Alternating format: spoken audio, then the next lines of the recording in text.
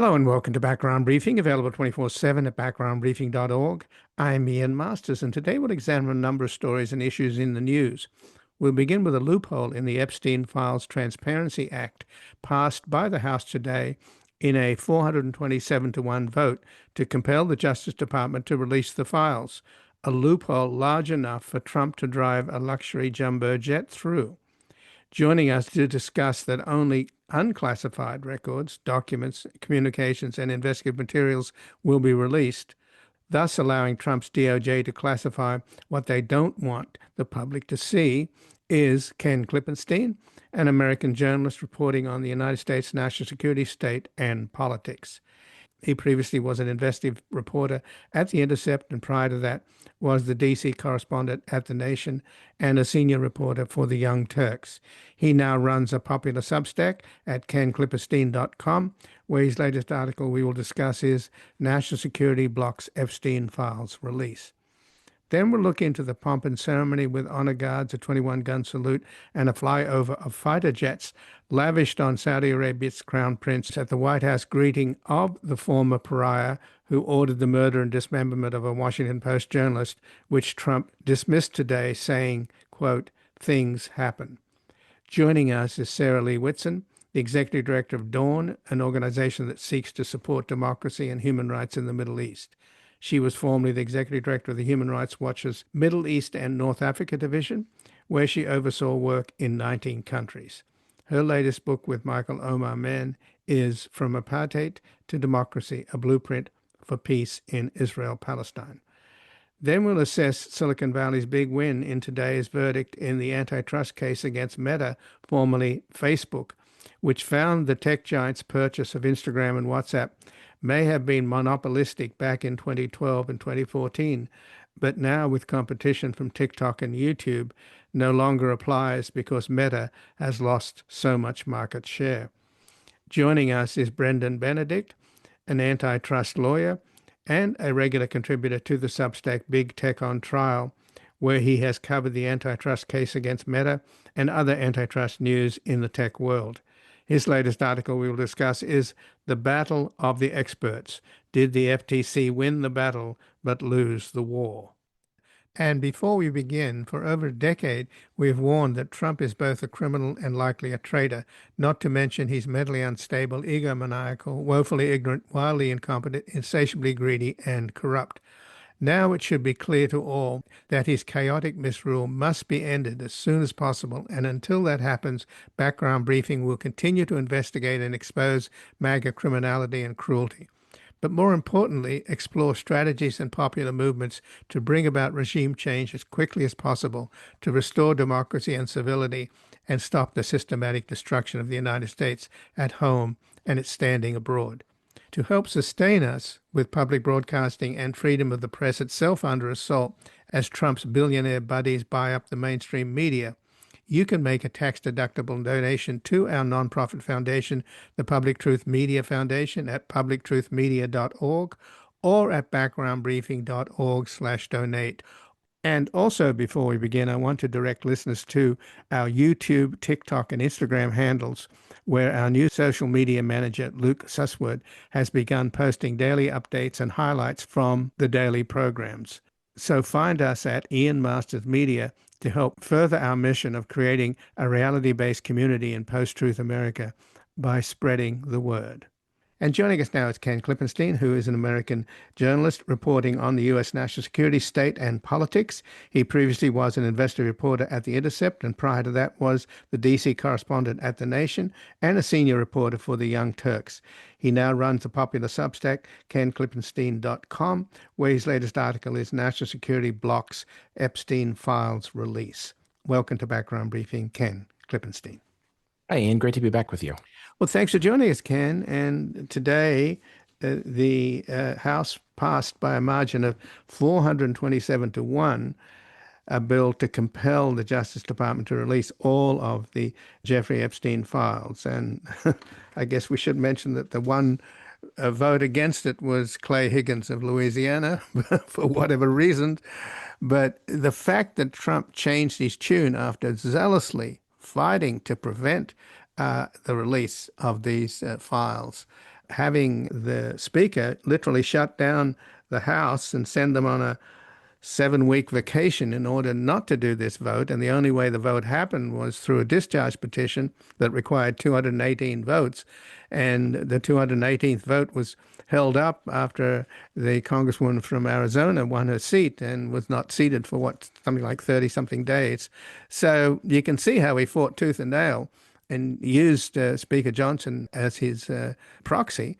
But then Trump suddenly says, no, I'm encouraging the House to vote to release the files. So is that change of heart because Trump somehow knows what you are telling us about in your article, Ken, that there's a massive loophole in the Epstein Files Transparency Act? Yeah, so just a quote from it, I'm going to take the relevant passage here. It has basically a carve out for unclassified records, documents, communications, and investigative materials in possession of the Justice Department and FBI. And that's really what's in question here, because the release last week, which was pretty substantial, was obtained under a subpoena by the House Oversight Committee to the Epstein estate. But what this law seeks to do is target the FBI and Justice Department holdings, which we know, pursuant to a review conducted by Attorney General Pam Bondi and FBI Director Kash Patel, is the largest cache of information of all of it. I think they said it was something like 300 gigabytes worth of information. If you measure the size of the release last week, I think it was 40 gigabytes, so it's much, much smaller, that release. This is the lion's share of information, but unfortunately, that fine print in the law has that carve out for only unclassified records. And guess who determines classification? The executive branch. And so I've been a little bit surprised by how little attention this has gotten, because that is exactly what they're going to lean on, the administration, if this goes on to pass the Senate, which I think there's a chance that it could. That's exactly what the administration is going to lean on to withhold things. And in fact, Speaker Johnson, just before I jumped on the show, maybe an hour or two ago, said exactly that. He said he has, quote, national security concerns with the release of the records and how it might affect the intelligence community's equities as collected by the FBI and Justice Department. So that was really my motive in looking at this. And I was surprised how quickly they they came around and invoked exactly this before it had even made it to the Senate. So does that mean then that Representatives O'Connor and Thomas Massie, the Democrat and the Republican, who've been at the lead on pushing this vote forward and getting the discharge petition up and running, are they naive? That's the question. What did someone from the staff in Congress tell them? Hey, look, if you want this to move forward, you're going to need to include this. Was it something that you just unthinkingly included? I've been covering national security for about 10 years now, and something that I frequently see is how much people don't understand what these things are, and they'll use words that they don't quite understand what they mean. In the case of Ro Khanna and Massie, they're both sort of unusual figures in politics because they're willing to criticize their own party. Famously, Massie has been, very critical of President Donald Trump, who, hails from a party that, let's say, is not so willing to do that. So I guess I give the benefit of the doubt in terms of their being willing to go places others aren't. To your question, I just don't know. But national security is such a rarefied field, and that's part of my criticism, which is that people just reflexively say and do things that they kind of feel they're supposed to do. And in this case, you might say, "Oh, unclassified, yeah, that makes sense. You don't want to put classified stuff in there," not realizing how that can be turned around and used against them. So again, I don't have any insight into what their thought process was for this one. I went to them for comment. They didn't respond. But another journalist did ask Thomas Massie about a similar, I think it was a discharge petition that included the language like not including national defense information. He said that and he said, Massie, why did you include this? And Massie said something to the effect of, oh, I had to, or else there was just no way that this was going to proceed. So it could be that there was some negotiation, some horse trading with the staffers in Congress, but that's a problem too, because if it can't proceed without this crucial, without this language, it's going to make it harder to get disclosure, then that's a problem in itself. And that has been kind of the focus of my newsletter, is talking about how pervasive these presuppositions of the national security system are to our discourse and things that have little to do with it. So in your article, you have Section 2, release of documents relating to Jeffrey Epstein in the Epstein Files Transparency Act. And it says, in general, not later than 30 days after the date of enactment of this act, the Attorney General shall, subject to subsection B, make publicly available in a searchable and downloadable format all unclassified records, documents, communications, and investigative material in the possession of the Department of Justice, including the Federal Bureau of Investigation and the United States Attorney's Office. So that's the loophole, if you will. But I was interested, Ken, that recently on one of the cable shows, I think it was on CNN, maybe it was MSNBC, Trump's lawyer from his first term, Ty Cobb, who's turned into something of a critic, famous for his sort of curly mustache. He said when the interviewer asked him about what he thought would happen if the discharge petition succeeded and they managed to get the Epstein files, he said, "Well, I don't think they really are going to amount to that much. The real smoking gun in terms of Epstein are in the CIA files." And then he went on to say that Robert Maxwell, the father of Ghislaine Maxwell, was a very high up asset for Mossad and also for the KGB, and he was buried in a place of honor in Israel. And essentially, via the daughter, Robert Maxwell turned over his Mossad and KGB portfolio to Jeffrey Epstein. And Epstein has sort of created a kind of blackmail factory, which probably served the interests of both Mossad and the KGB. So if that's the case, then the national security files on Epstein have got to be explosive. Yeah, I don't think you even need to go that far for the administration to make its national security case, because in records that have been referenced in FOIA releases, they won't give you the underlying records, but in litigation with an attorney for a media group trying to get Epstein-related files from the FBI and Justice Department, because remember, those are the two agencies that we don't have much from yet. They produce an index that tells you, it doesn't give you the underlying records, but it'll tell you, here are the types of records that we have, but we're not able to disclose for the most part. And over the course of that litigation, what you see is a voluminous amount of technical surveillance done by the FBI. I'm going to list just a bunch of the records that they say are exempt because of these national security reasons that we're talking about now, which is, confidential informants, people with what are called presumed confidentiality. I mean, it's just such a broad range. And you can't even know the names of the FBI agents, which would be valuable to a journalist like me, because many of them will be retired by now and you can go and interview them, ask them things. They won't even release the names of not just federal officials, but even local officials that were involved in the investigation. And all of this is because of that national security mindset that I was describing before. And all of that they can invoke completely absent of any sort of details about I mean, when you start getting into, Epstein was friends with, high-ranking Israeli officials from other governments. There's no question about that. But you don't even have to get into any of that for them to invoke national security. They can just do it by dint of saying, our investigative methods we don't want to reveal, and therefore we can't talk about any of this. And my point in all of this would be, let's suppose that that's true. I think it's abused. I think it's overstated in a lot of cases, but let's assume that that's true. I think that sometimes the public interest is so great that it is more important that the public know what happened and be provided with transparency than our sources and methods be protected. If we end up hurting some way that we collect something, too bad. Democracy is more important than that, in my view. And that's the debate that I think we need to be having, and which unfortunately we're not having, because there's no discussion of any of this. It's just taken for granted that we need to defer to it. But Ken, do you think that these files still exist, given the servile nature of Kash Patel at the FBI and Tulsi Gabbard at the DNI and John Ratcliffe at the CIA? I mean, we already know that FBI counterintelligence has been all but shut down by Patel. And there was one unit of the FBI CI3 in Crystal City that was completely shut down. They fired everybody, and that's where all the counterintelligence files over the decades on Russian penetration and active measures, and even the mole hunts within the U.S. government for Russian spies.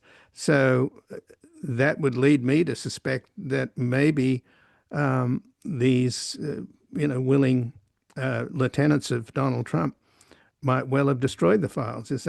Am I being too paranoid?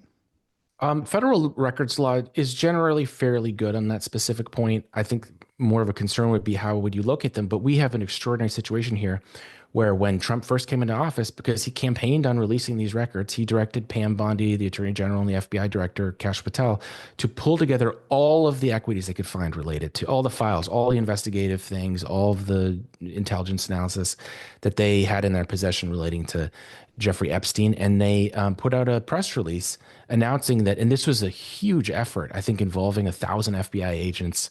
It sounds like they really went through the effort of locating these things. And then after finding all of them, it was kind of absurd. If you read the release, it says, we pulled them all together, and it turns out we can't talk about any of it. But if that's true, and there hasn't been any reporting to suggest that they didn't undertake that, there was reporting showing that they pulled together a lot of personnel to look at this, because who knows what, maybe they thought they'd find something that they didn't. Maybe there were things in there they don't like. But in any case, it sounds like they did do that. So they do actually have a centrally located place that wouldn't even require you to go to all these different, I mean, just think of any job that you've worked at a company. There's going to be different parts of the company, different offices, different people that you would need to talk to. In this case, they've done all that work already. It's all right there.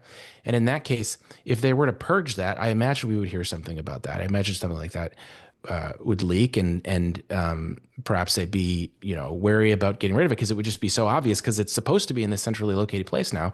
So one, that makes it easy to know what to request. Just release the stuff you've already pulled together.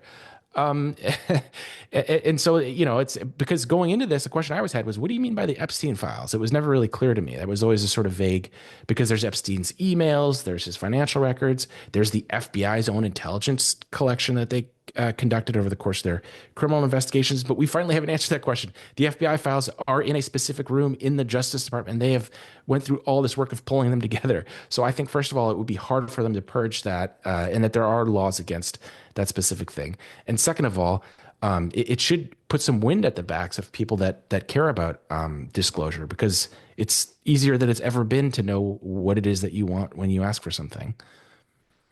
So somebody like Jim Comey, who's obviously being harassed by the administration, and it looks as if they've used some sort of extrajudicial maneuvers to try and nail him, and that may well backfire on the Trump administration. But nevertheless, his daughter, Maureen, was the U.S. attorney that represented the victims of Maxwell and Epstein.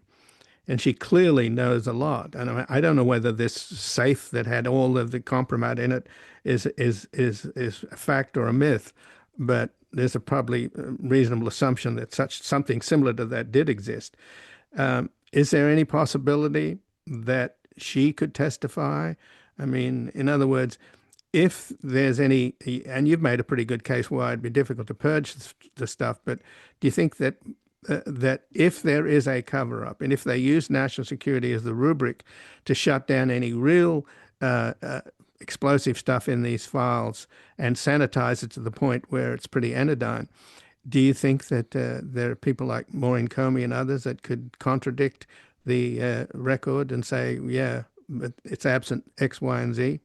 Oh, sure. I mean, an undertaking like an investigation of Epstein, which, as I understand, involved a lot of investigators, a lot of technical surveillance, that's going to involve a lot of people, any number of whom are going to see these things come out and say, oh, this doesn't have that, and that's part of why it's so important to have transparency around officials' names. You're really depriving the public of journalism when you say we're not going to put the investigators' names. Because I can tell you personally, having covered national security for about a decade now, a lot of former agents are willing to talk at least in general terms, and they like to talk about their experience, and they themselves often are disappointed with the way things turn out. And so this pitch to the public under the rubric of national security, oh, we've got to protect their identities and things.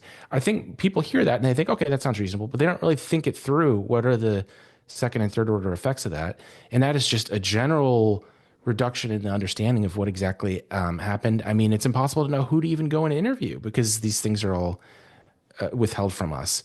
And again, I can't tell you how many times you talk to an investigator and they themselves would have liked things to be more aggressive or gone a different direction and have a story to tell that didn't find its way into the public record and doesn't even necessarily touch on anything they would consider sensitive. So this whole attitude of national security, I wish and I hope that people start to exercise some skepticism towards it and say, okay, what makes sense to withhold, and just think critically about it rather than just deferring to the system, which, as we've seen, reflexively says, oh, we have to withhold everything.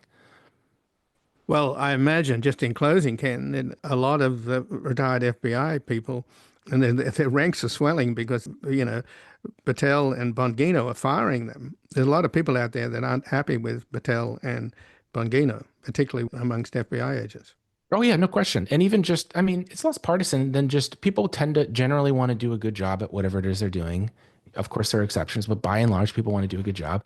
And a lot of them, that's their frustration is like, I wish we'd gone farther with this. I wish we had opened. They're a lot closer to the public attitude in my experience on the Epstein case than what their agency leadership would have you think.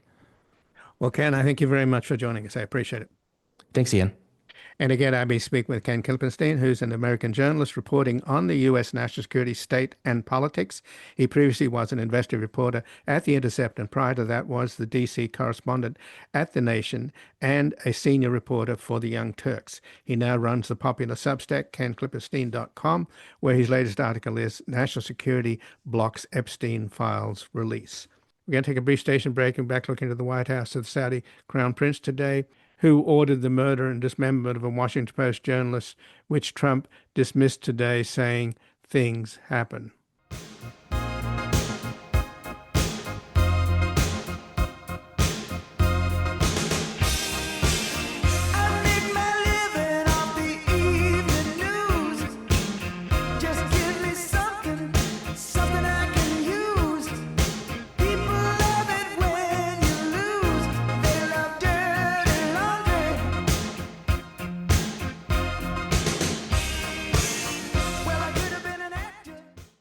Welcome back. I'm Ian Masters, and this is Background Briefing, available 24/7 at backgroundbriefing.org. And joining us now is Sarah Lee Whitson, who's the Executive Director of Dawn, an organization that works to reform U.S. policy in the Middle East. She was formerly the Executive Director of Human Rights Watch's Middle East and North African Division, where she oversaw work in 19 countries. Her latest book with Michael Omer Mann is From Apartheid to Democracy, a Blueprint for Peace in Israel-Palestine. Welcome to Background Briefing, Sarah Lee Whitson. Thank you for having me. So the murderer, or at least the person responsible for the 2018 murder and dismemberment of Jamal Khashoggi, Washington Post reporter, in the Saudi consulate in Istanbul, is being feted today by the White House with 21-gun salutes, military honor guards, flyover by U.S. fighter jets, etc. Trump is pulling out all the stops. So I assume that in the Oval Office meeting and the lunch and the black tie dinner tonight, and of course tomorrow, there's a big investment summit with Saudi Arabia, along with all kinds of businessmen from the United States, trying to get in on the act. No mention of the founder of your organization, Dawn, right? Jamal Khashoggi's name is not going to come up in the next 2 days. I highly doubt that certainly anyone in the White House will raise that, but I hope that some members of Congress show a little backbone and do. Well, it's extraordinary that he's been rehabilitated. And of course, Biden did a fist bump with him, which effectively rehabilitated him after Biden had said that he couldn't do business with MBS. And of course, it was the Trump people that had him elevated over the real crown prince because he was deputy crown prince. So Trump, in effect, helped this guy get his job, did he not? Well, not just Trump, but a certain segment of the U.S. foreign policy elite really chaperoned MBS into the United States as a so-called reformer, connected him to all of the important players in Washington, and normalized him as our new guy in Saudi Arabia. But yes, his rehabilitation from pariah to patron has been remarkable. I think it is one of the most remarkable comebacks in modern political history. Well, it's extraordinary, though, to think that his father, who is pretty advanced in dementia, he was in charge of Islamic affairs, and he comes from the very same province where 15 of the 19 hijackers came from. And he, the father, in effect, was in charge of that part of the Saudi government that appears to have been involved in 9/11 attack. And just as recently, for example, 60 Minutes was about to play an episode on who was behind 9/11, and they were going to play the tape of Bayoumi, the Saudi intelligence operative who had cased the capital and filmed the capital for the hijackers as a target for the plane that went down in Pennsylvania. And he has a voiceover saying this is where all the devils meet and all this kind of stuff. So that was about to play on American television on 60 Minutes, and it suddenly disappeared. So there's been a concerted effort on the part of the United States establishment, or what do you want to call it, to literally prevent the American people from knowing about the Saudi connections to 9/11, including the current king, the father of MBS, and his culpability. So I find that extraordinary. I think that unfortunately, what we are seeing, and it's most clearly symbolized by the Trump administration and the Biden administration's relationship with Saudi Arabia before that, is a U.S. government in the service of corporate interests, in the service of corporate profits. Basically offering up U.S. military protection in exchange for Saudi largesse in American businesses, primarily defense industries, but AI businesses, finance businesses, agriculture businesses, arts, fashion, film, sports, entertainment. There is a mass purchasing spree that the Saudis have undertaken strategically to incorporate themselves into the US economy in exchange for this protection that the Trump administration is now going to underline with a formal security pact, with a formal security agreement. Time and again, we have seen Republican and Democratic administrations prioritize the interests of the defense industry and now the broader corporate sector ahead of the interests of the American people, ahead of national security interests. Even willing to basically sell off American soldiers as mercenary forces available for hire. Except in this case, the mercenaries are not the ones who are profiting, but it's the various US companies who are now deeply aligned and deeply indebted to Saudi Arabia. So it's okay to blow up the World Trade Centers, the Pentagon, and try to hit the Capitol. It's okay to murder and dismember a Washington Post reporter and then scatter his body in the forests outside of Istanbul and send the head to MBS. That's okay. I mean, this is the part that I don't get. I mean, I do, because the Saudis have been very clever at basically buying former defense and intelligence people and key people in Washington and spending a ton of money on public relations. The Israelis, on the other hand, through AIPAC, have targeted the Congress. But in other words, money just talks, right? And morality doesn't. Is that how it is in Washington? Unfortunately, particularly with regards to U.S. foreign policy, that is the new reality. Our state, our government has been captured by corporate interests. captured by even the family members of our government officials, even the government officials themselves who are on the take on the side. And whereas the foreign influence and control over the past several decades has been largely by Israel's and its backers in the US government, the Saudis and the Emiratis and the rest of the Gulf states, they copied the playbook to understand that unfortunately US foreign policy can be bought.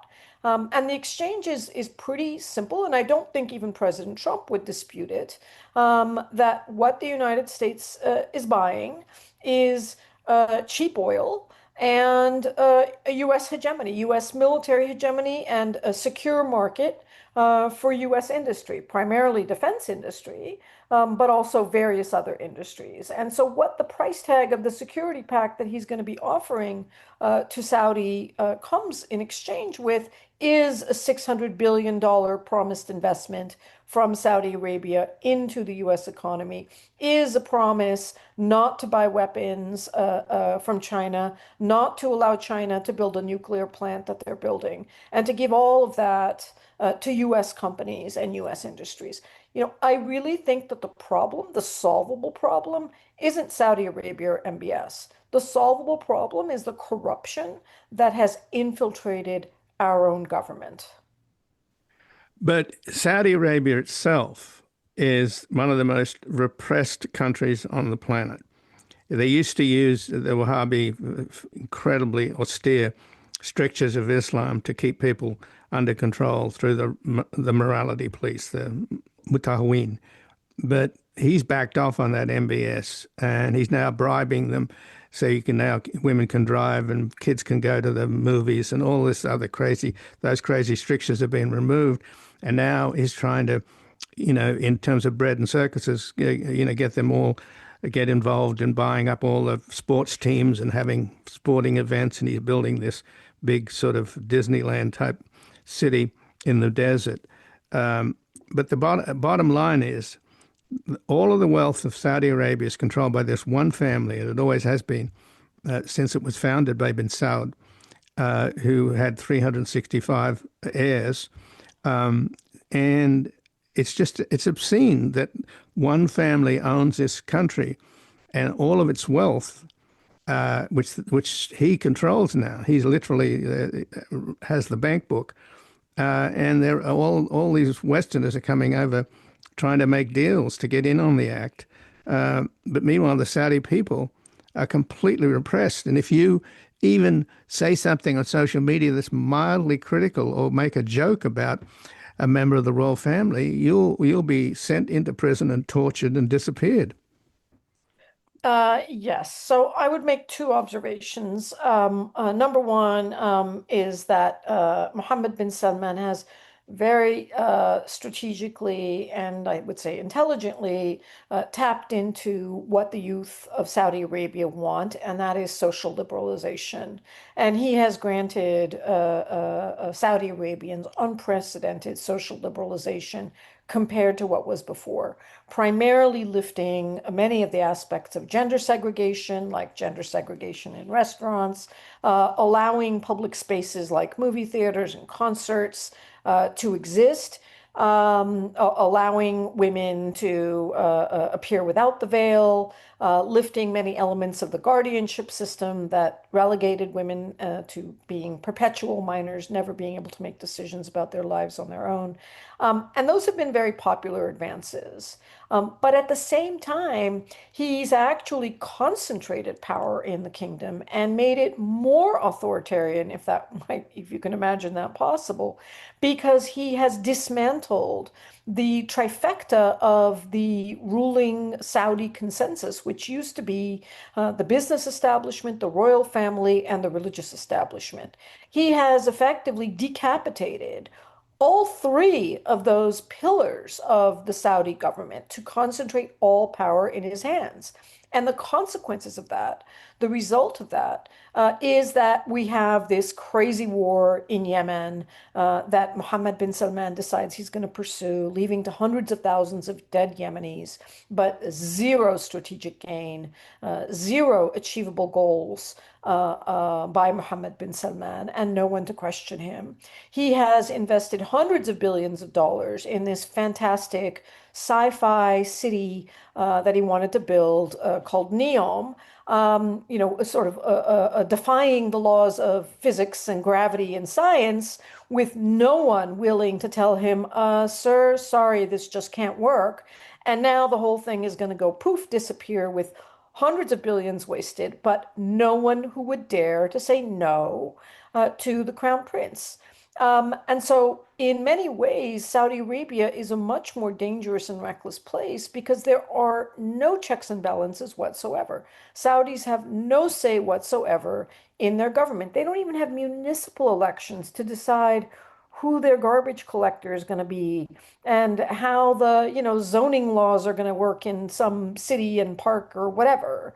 All of that is super centrally concentrated under the control of one man. And the notion that the United States would commit its security forces to this absolute dictatorship so that we would find American women deployed to protect and defend Mohammed bin Salman and the royal family, should he decide to get into another war. I mean, this is a man who invaded Bahrain and threatened to invade Qatar, and of course, invaded Yemen with devastating consequences for years and years and years.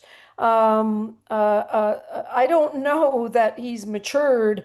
I don't know that age brings, cures recklessness and catastrophe when there is no consequence for your actions. And he's never had to pay any consequence for his actions, not for the murder of Khashoggi, not for the devastating war in Yemen, not for the really gross repression within the kingdom, where you're right, the mildest criticism of a government policy or a government official will find you charged with terrorism, because the terrorism law defines criticizing the royal family, criticizing the crown prince as a terrorist offense for which you can face the death penalty.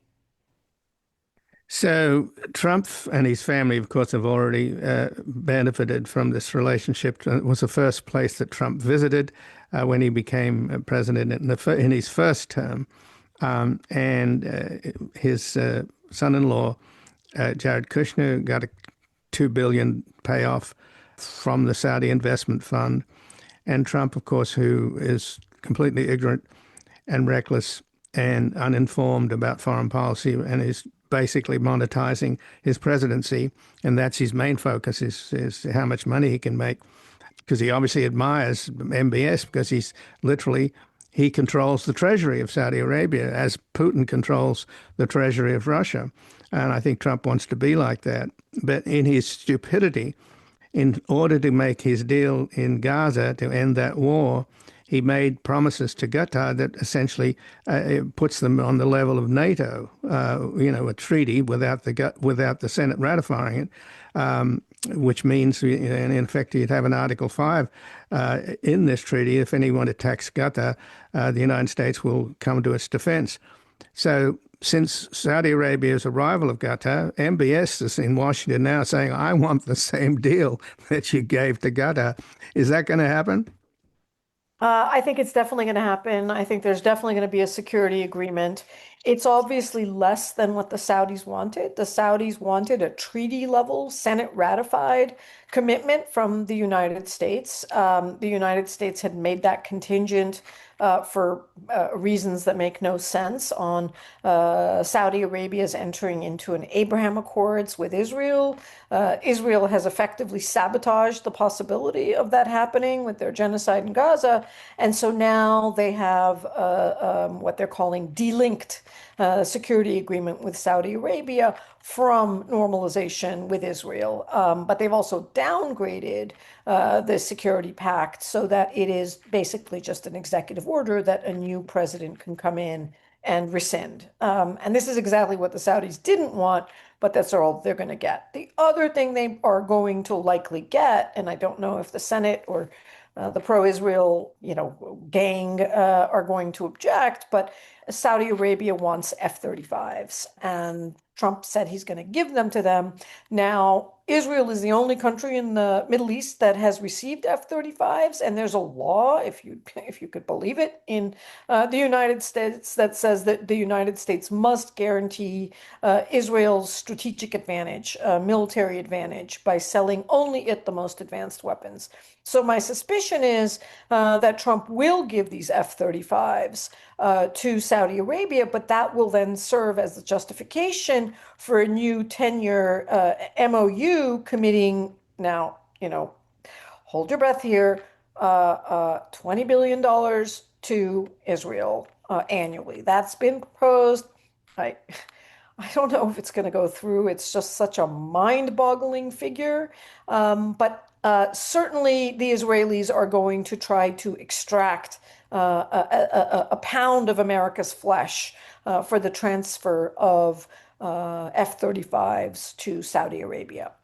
But just in closing though, Sarah, what's going on the West Bank? Ben-Gvir and Smotrich and the far right are running rampant in the West Bank, destroying homes. The IDF is retreating from their posts there to allow them to randomly destroy Palestinian homes and then kill Palestinians. And Netanyahu says he's against what they're doing, but he's doing nothing about it. This looks like ethnic cleansing. I can't imagine that, this is not helping in this hypocrisy that's going on, because the Saudis are forced to take a stance in favor of a Palestinian statehood simply to placate the street, not just their own street, which they don't care about, but the Arab world in general. No, I mean, that's right. I mean, the Israeli government has very heavily leaned into using the paramilitary forces of these settler brigades, these settler gangs, who are armed and subsidized by the government, protected by Israeli forces. And they have been, not just in the past 2 years, but in the past really 4 years, 5 years, really dramatically escalated their ruthless attacks on Palestinians in the West Bank with a very specific purpose. The purpose is to drive them out of Area C, drive them out of areas where they want to expand their settlements, expand their presence, ideally have them leave to Jordan or wherever they want to go. But we have seen hundreds, if not thousands, homes burned, over 1,000 Palestinians slaughtered, live ammunition regularly deployed, and it is terrifying, and it is terrorism. Well, Sarah Lee Whitson, I thank you very much for joining us here today. Thank you for having me. And again, I've been speaking with Sarah Lee Whitson, who's the Executive Director of Dawn.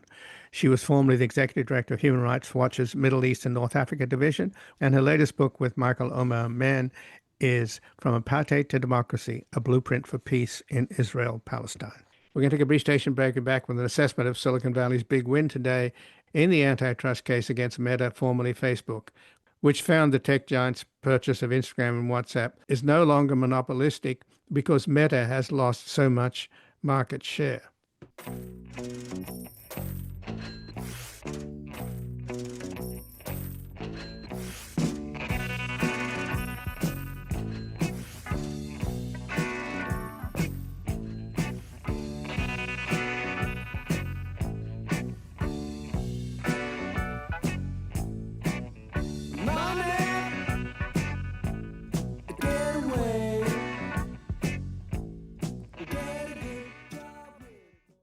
Welcome back. I'm Ian Masters, and this is Background Briefing, available 24/7 at backgroundbriefing.org. And joining us now is Brendan Benedict, who is an antitrust lawyer and a regular contributor to the Substack Big Tech on Trial, where he has covered the antitrust case against Meta and other antitrust news in the tech world. His latest article is The Battle of the Experts. Did the FTC win the battle but lose the war?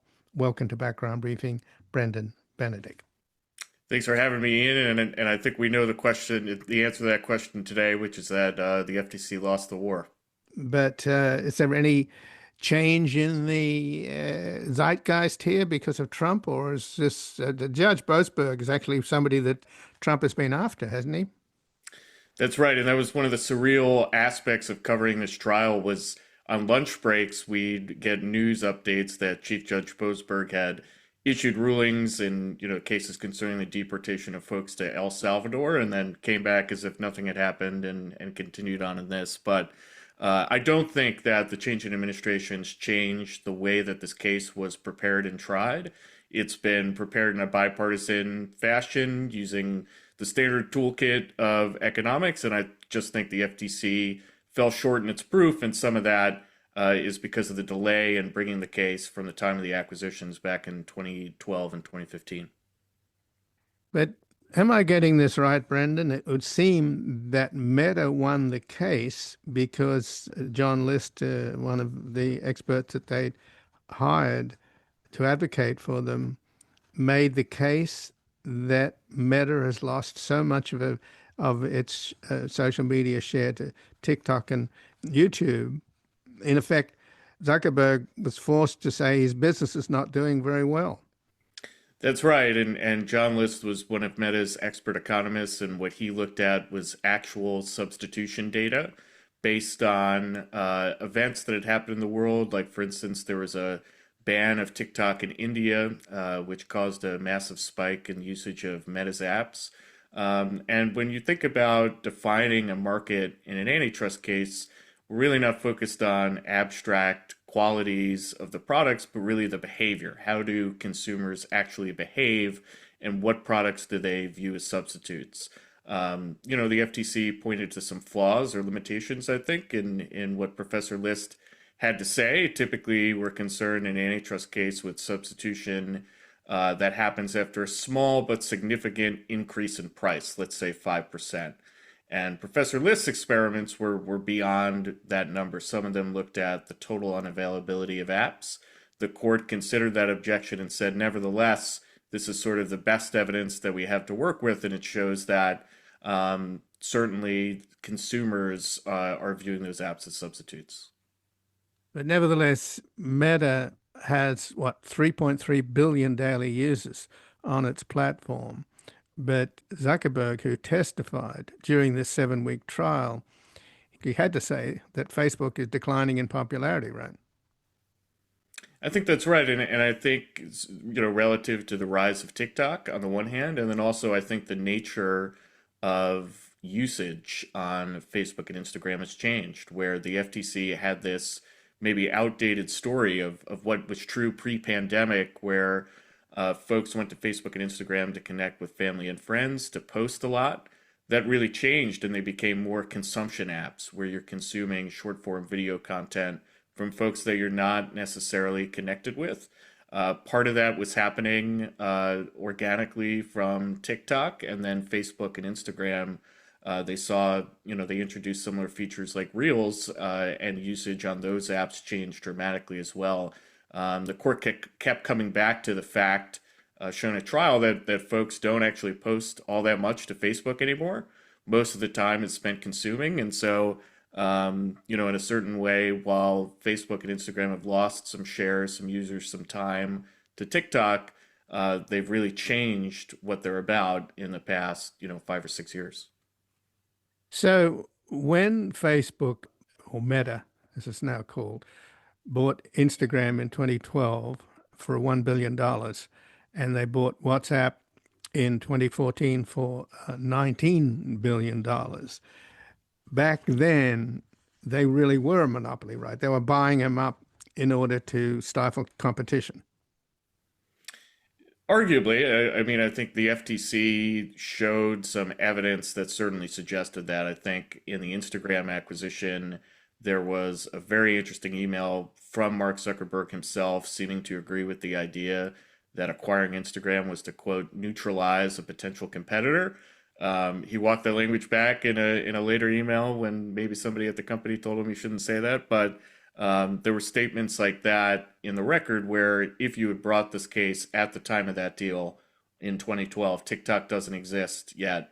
That's a strong case for the government, especially if they're looking under a somewhat different standard of a Clayton Act challenge, which is forward-looking, makes the government's case easier. I think WhatsApp, the story was always a little more remote from the government standpoint. It was that by acquiring WhatsApp, Meta took away the possibility that WhatsApp could branch out from just a text messaging app into one that became a social network. We've seen that happen with different chat platform apps in Asian countries like WeChat. So the story is a little more remote there, but there's some similar statements, including to Meta's board of directors, that those sort of chat super apps were one of the biggest competitive threats that Meta was facing. And maybe if you cut the record right there at the time of the deals, you have a much different case than the one that we saw in 2025. So, Brendan, how do you think this is going down in the Silicon Valley? I imagine it's a big win, right? Because already Google has been ruled a monopoly in two different cases, but now Apple and Amazon, they're facing antitrust cases, are they not? That's right. And I think what this case gives is ammunition to directors, to their lawyers at these companies to stay the course and sort of fight. One of the interesting things about this Meta trial was, there were real efforts to settle this case before it went to trial. Certainly, that was the change when the administrations changed. I think Mark Zuckerberg went to the White House. The Wall Street Journal had reported that there was an offer on the table for Meta to pay $1 billion to the FTC not to go to trial. It wasn't able to reach a deal. It stuck to its guns and it won. I think if you put yourselves in the shoes of Apple or Amazon right now fighting similar cases by the government, there's always the thought in the back of the mind, do we make some changes to the business practices and try and resolve this with a settlement? I think this is going to be winning the sales for, sticking to your guns, trusting your trial team, if the evidence supports you, and litigating these cases out, because you can convince judges if the government can't meet its burden of proof. So the suit brought by the FTC was during Biden, but then when Trump comes along, prior to that, Trump coming along, Meta was thinking of settling for $1 billion to pay the government $1 billion. So what happened when they all showed up for the inauguration, standing behind Trump were all of the tech titans?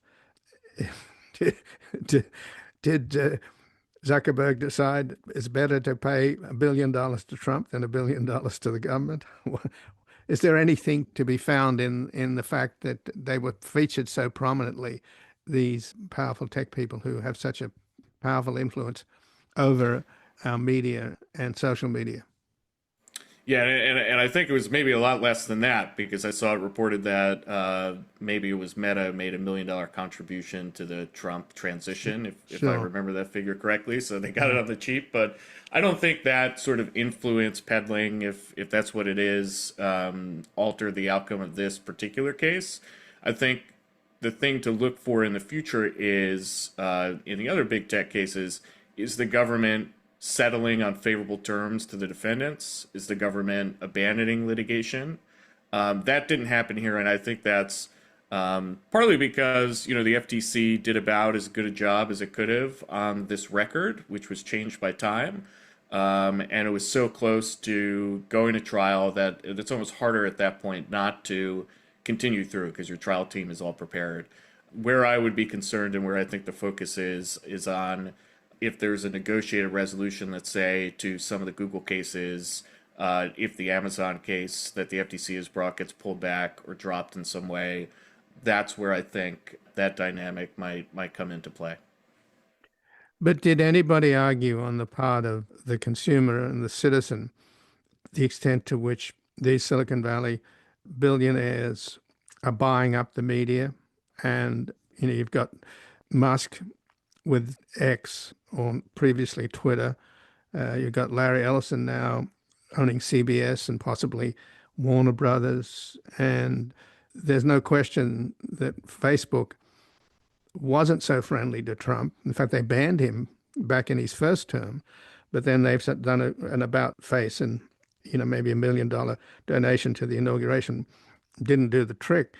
But there's no question that there's been a change in terms of Facebook. It no longer has any kind of guidance and rules about hate speech, etc.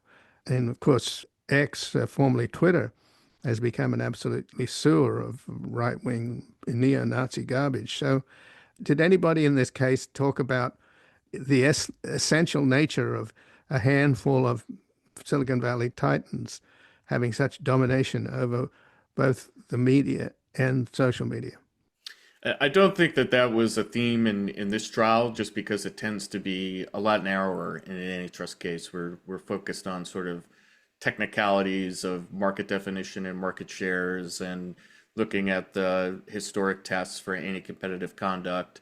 There were, I think, some broader themes there that were cause for concern. I think one that the FTC showed evidence on was Meta's investment or lack of investment in child safety. And, that's an indication that it's not being disciplined by competition. For instance, if there was an exhibited trial where Instagram had identified accounts that were engaged in quote unquote grooming behavior with minors. And, there was a large volume of those issues, hundreds of thousands, according to the exhibit.